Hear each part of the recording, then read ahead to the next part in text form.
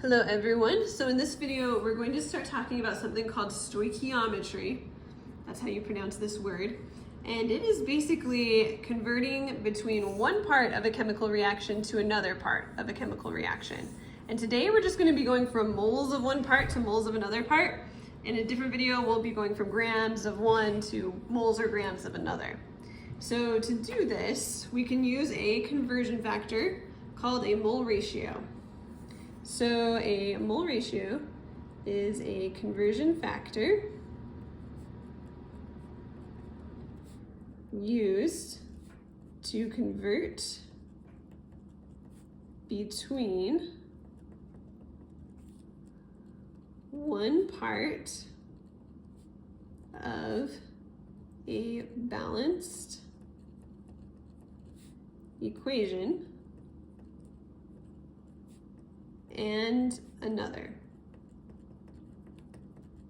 So you do need to have a balanced equation before you can do this, like your coefficients need to be correct. So if your equation isn't balanced, you need to go through this process of balancing. But once you're there, you can use these mole ratios.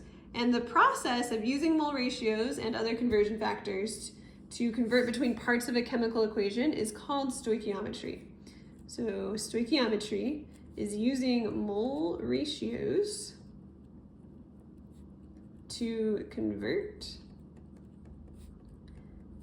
between grams, moles, and particles of different parts of a chemical equation.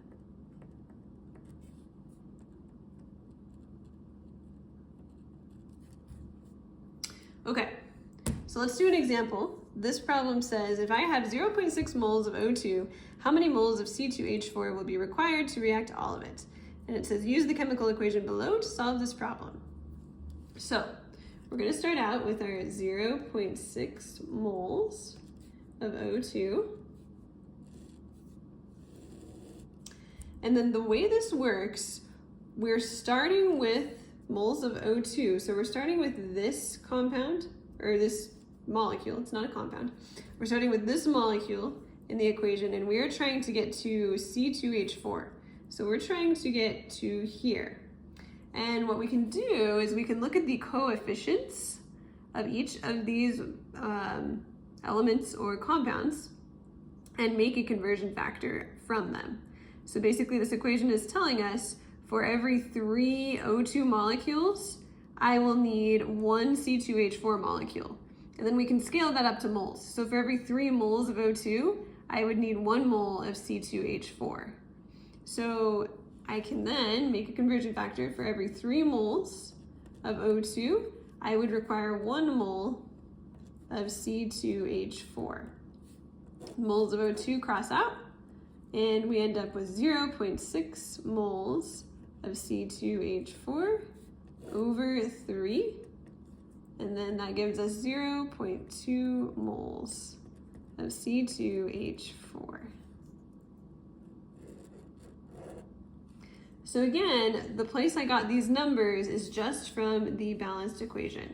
So whatever your coefficients are, that's what you're going to be plugging in to your dimensional analysis problem. And that is how you use mole ratios.